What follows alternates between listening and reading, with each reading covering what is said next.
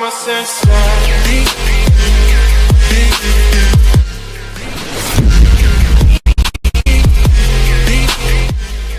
It was the Saturday after Donald Trump won his election, and more than 1,000 left-leaning Rhode Islanders had gathered in the cafeteria at Hope High School in Providence.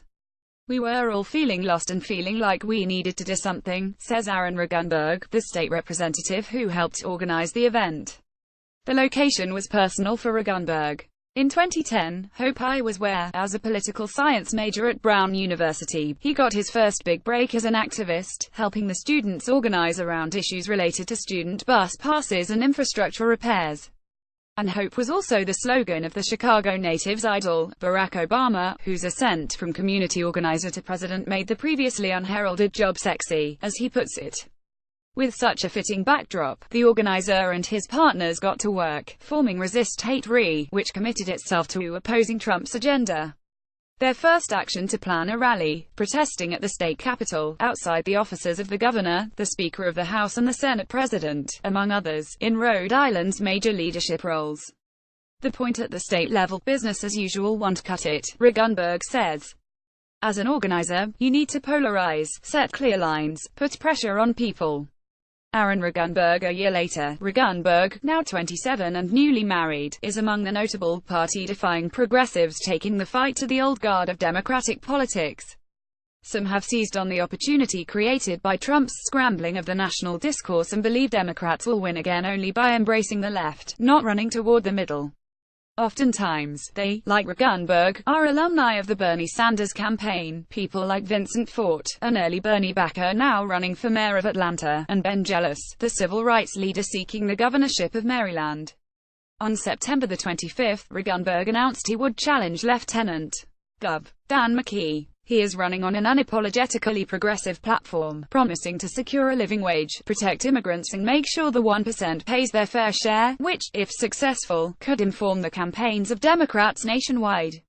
Too often, Regunberg argues, Rhode Island lawmakers are hesitant to lead on progressive labor and tax policies, concerned about staying competitive economically with their New England neighbors. His fears aren't unfounded despite Rhode Island's historical role leading on issues like religious freedom, abolitionism and gay marriage. Political scientists Boris Shaw and Nolan McCarty found that, from 1996 to 2013, the Ocean State had the narrowest ideological divide between Republicans and Democrats in the nation, according to state legislative voting records. And yet, activists like Regunberg have a special opportunity to break through in Rhode Island, says Michael Kennedy, a sociologist at Brown University. If you want to get something done, you have to talk to somebody, he says. Rhode Islanders generally look at this as if it's a sign of corruption, and it is, a little bit. But it's also a sign of how much you can change things. If you get the right change agent, it can be dramatic what can be accomplished. Regunberg is hoping to be the catalyst. He ran for the Rhode Island House's 4th District in 2014 after co-founding the Providence Student Union, which extended his activism at Hope High to other area schools. Once elected, he introduced legislation to guarantee earned paid sick days and to create a state-level carbon pricing system, among other objectives. At the beginning of this year, he partnered with fellow representatives to draft a Fair Shot agenda, which aims to reach a $15 minimum wage, repair school buildings and create a tax code directed at wealthier Rhode Islanders. I don't know who this hypothetical centrist voter who gets excited about the bland, moderated focus group message is, Regunberg says, before getting interrupted by Lauft and a sense Saulomo, a friend who mockingly chimes in, "You're gonna raise my taxes in just the right way."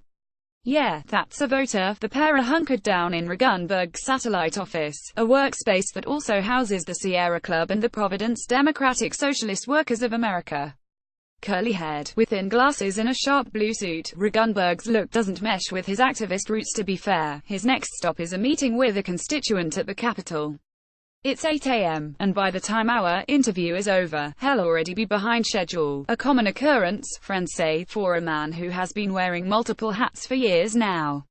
Real change requires building power on the outside to push an agenda, Regunberg says, and also having receptive people on the inside. He operates as both the megaphone on the outside and the voice of reason on the inside.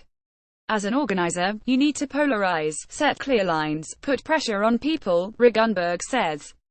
It's an approach that's earned him some enemies, getting slack, for instance, for his November State House rally. There are lots of things that have gotten me into trouble, he concedes.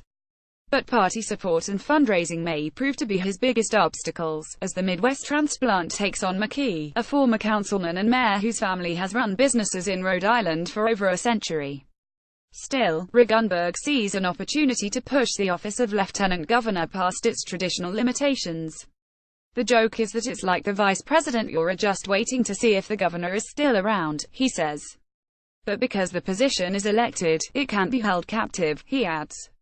If used in the right way, it could be an independent advocate for all the families who can't afford a well-connected insider or a team of lobbyists. With that pitch, his ability to rally the grassroots could be a formidable strength, one that could rattle Rhode Island's comfy left by this time next year.